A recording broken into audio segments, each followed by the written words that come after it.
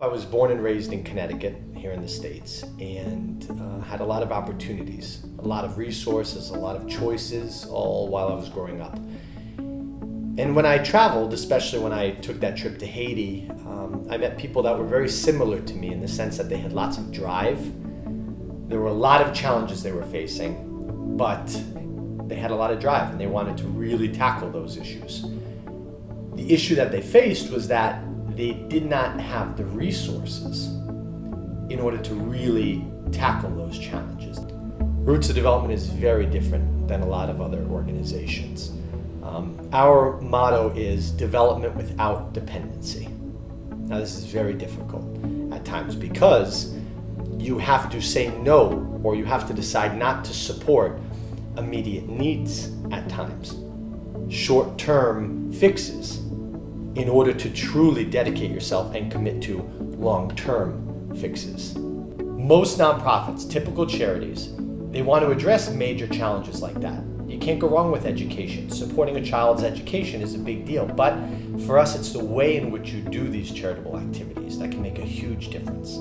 Instead of saying, we're going to pay for your child's education, we're going to buy a pair of shoes, we're going to buy them a backpack, what we do is we talk to that individual and say, let's sit together. Let's figure out how we can help you find a way to pay for your own child's education, to buy him a backpack and to buy him a pair of shoes on your own. It's not only more sustainable because it's not depending on us as a foreign entity or as a separate entity that's not already part of that system that exists there, but it's much more respectful.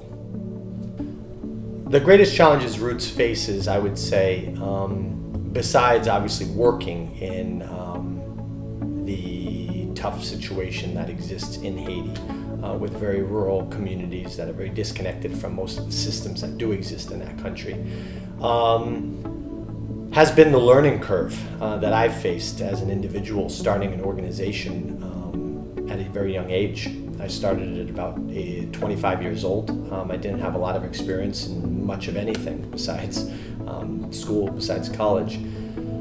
I've had to learn how to become an expert in program development, an expert in marketing, public relations, an expert in fundraising, an expert in volunteer management, an expert in bookkeeping and financial management and everything under the sun.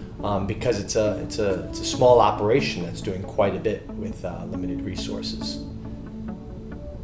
We have some really great corporate supporters. Whole Foods Market has been a big supporter of ours. And then we've had a huge support, grassroots support. That's kind of how we started. To be honest, my parents have become a huge part of this organization. It means a lot to them. They've traveled to Haiti many times. My biggest achievement, I would say, is sticking with my principles. I could say perhaps the large water facilities we've helped build in Haiti. I could say perhaps the community centers, the public latrines, the community associations we've helped create. But to be honest, I think when you start an organization, you can be pulled in so many different directions. There are so many challenges when it comes to poverty in the world. I've never lost my sense of why I'm doing this, and I've never lost the sense of, at the very end of the day, this is about communities working with communities, people working with people. And that for me has been my greatest achievement, is sticking to those principles.